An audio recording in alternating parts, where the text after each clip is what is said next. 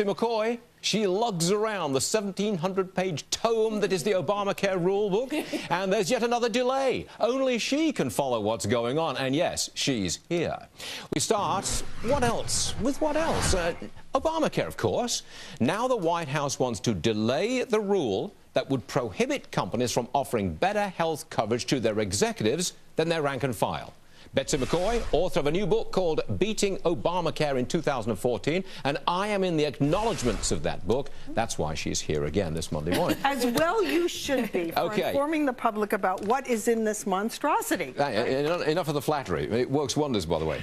Section 2716 of Obamacare says, you as a company may not offer a more valuable health care plan to the top executives than you do to the rank and file. That rule will not be enforced in 2014. That's right, contrary. I say it's because the IRS cannot define what's a high-value plan, what's a high-paid executive. And you say? I disagree. I think it's because they want to drive the young entry-level employees into the Obamacare exchanges.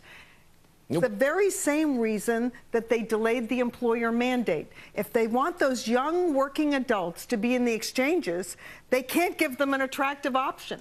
So the law firm that currently only covers employers would be required under this provision to also cover paralegals, receptionists, back office people. If they're not required to do that, those people will go to the exchanges, just what the administration wants. Oh, okay. All right. I'm prepared to admit that we got the story entirely wrong. Didn't understand the conspiracy theory behind it.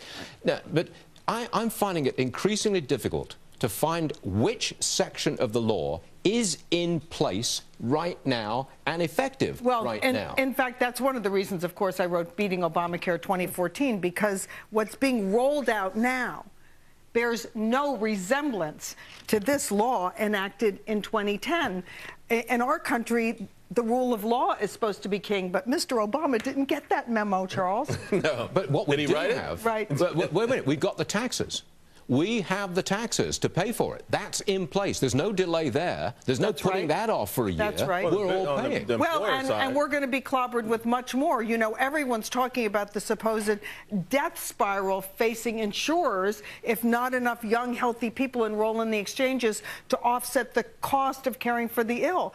But in fact, it's not the insurers who are going to get clobbered, because this law also provides for a bailout. Taxpayers have to compensate insurers who lose money during the first 3 years of this law because they have an adversely selected pool of enrollees. Senator Rubio is trying to get rid of that provision. He is, and he will. But if he does, if the government is not allowed to bail out insurance companies... I know what you're going to say. Then they'll go out of business? No, Charles. No, Stuart. What this law intends to do is to drive the insurers out of business who aren't participating in the exchanges. Let me ask you, if you said to Ford, we're going to give a government subsidy to everybody who buys a Ford car, and you can price it as low as you want so you don't have to worry about losing money, what would happen to Chrysler? Tell me.